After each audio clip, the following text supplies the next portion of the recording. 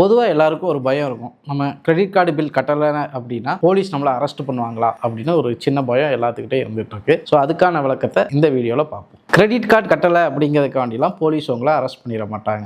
ஏன்னா இது ஒரு சிவில் டிஸ்பியூட். பொதுவாக நீங்கள் கிரெடிட் கார்டு பில் கட்டாமல் டிஃபால்ட் ஆயிடுச்சு அப்படின்னா ஃபர்ஸ்ட் ஸ்டெப்பாக பேங்க்ல இருந்து உங்களை கான்டாக்ட் பண்ணுவாங்க. எஸ்எம்எஸ் மூலியமாவோ இல்லது இமெயில் மூலியமா இல்லைனா ஃபோன் கால் மூலியமா உங்களை கான்டாக்ட் பண்ணி உங்களுடைய டிஃபால்ட் பேமெண்ட்டை பே பண்ண சொல்லுவாங்க. அப்படி அவங்க உங்களை கான்டாக்ட் பண்ணாங்க அப்படின்னா அதுக்கு நீங்கள் கரெக்டாக ஃபஸ்ட்டு ரெஸ்பாண்ட் பண்ணணும். ரெஸ்பாண்ட் பண்ணாமல் இருக்கிறது அப்படிங்கிறது உங்கள் மேலே சார்ஜை கன்ஃபார்ம் பண்ணுறதுக்கு ஒரு வாய்ப்பை ஏற்படுத்தி கொடுத்துரும். அதனால் உங்களுடைய பொருளாதார நெருக்கடி என்ன, இல்லை அந்த மாதத்தில் எதுவும் மருத்துவ செலவினங்கள் ஏற்பட்டிருக்கு அப்படின்னு ஒரு தகுந்த காரணத்தோட நீங்கள் உங்கள் பேங்க்கை அப்ரோச் பண்ணி அதை கட்டுவதற்கு நீங்கள் கால அவகாசம் கேட்டு வாங்கிக்கிட்டீங்க அப்படின்னா உங்கள் மேலே எந்த நடவடிக்கையும் பேங்க் எடுக்காது. ஆனால் சில சமயம் போலீஸ் உங்களை கைதும் செய்யும். அதற்கான சூழல் என்ன அப்படின்னா சிவில் நேச்சரா இருக்கிறதுனால வங்கி உங்களை தொடர்பு கொண்டும் நீங்க உங்களுக்கு பதில் அளிக்காம கட்ட தவறுனீங்க அப்படின்னா சிவில் நீதிமன்றங்கள்ல வழக்கு தொடுப்பாங்க. உங்களை கைது செய்ய மாட்டாங்க. ஆனால் கைது செய்வதற்கான எக்ஸ்ட்ரீம் சர்க்கம்ஸ்டன்ஸை நீங்க கிரியேட் பண்ணாம இருக்கும். அது என்ன கைது செய்யக்கூடிய எக்ஸ்ட்ரீம் சர்க்கம்ஸ்டன்ஸ் அப்படின்னா அதை வில்ஃபுல் டிஃபால்டர் அப்படின்னு சொல்லுவாங்க. அதாவது உங்ககிட்ட அந்த கடனை செலுத்தக்கூடிய தகுதியும் பணமும் இருந்துமே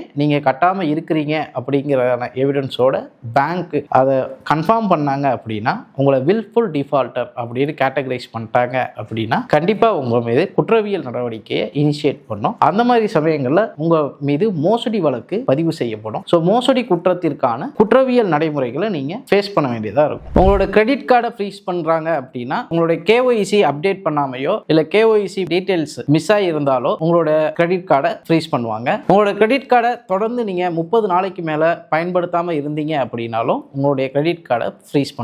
உங்களோட கிரெடிட் கார்டை கேஒய்சி கம்ப்ளைண்ட்ஸுக்காக கூட சில சமயம் பேங்க்ல ஃப்ரீஸ் பண்ணி வைக்கலாம். அந்த மாதிரி சமயத்தில் உங்களுடைய நெசசரி டாக்குமெண்ட்ஸோட நீங்க பேங்க் அப்ரோச் பண்ணீங்க அப்படின்னா உங்களோட கேஒய்சி கம்ப்ளைண்ட் ஆயிருச்சு அப்படின்னா டீஃப்ரீஸ் பண்ணிடுவாங்க. உங்களோட கிரெடிட் கார்டு 1 வருஷமா யூஸ் பண்ணாமே இருந்தது அப்படின்னா அந்த காரணத்துக்காக உங்களுடைய கிரெடிட் கார்டை ஃப்ரீஸ் பண்ண முடியும் ஒரு பேங்க்னால. ஆனா பேங்க் இதை பண்றதுக்கு 30 நாளைக்கு முன்னாடியே உங்களுக்கு நோட்டீஸை சர்வ் பண்ணிட்டு தான் ஃப்ரீஸ் பண்ணியிருக்கணும். பீனல் ஆக்ஷன் எடுக்கணும் அப்படின்னா அதுல இருந்து உங்களை சேஃப்கார்ட் பண்ணிக்கிறதுக்கு உங்களோட கிரெடிட் கார்டை யூஸ் பண்ணி அன்ஆத்தரைஸ்டா ஒரு டிரான்சாக்ஷன் நடந்திருக்கு அப்படின்னு உங்களுக்கு தெரிய வந்தது அப்படின்னா இமீடியட்டா நீங்க பேங்க்குக்கு அதை இன்ஃபார்ம் பண்ணீங்கன்னா உங்களோட கிரெடிட் கார்டை ஃப்ரீஸ் பண்ணுவாங்க. இந்த மாதிரி நீங்க ஃப்ரீஸ் பண்ணீங்க அப்படின்னா பீனல் ஆக்ஷன்ல இருந்து உங்களுக்கு ஒரு சேஃப்கார்டு கிடைக்கும்.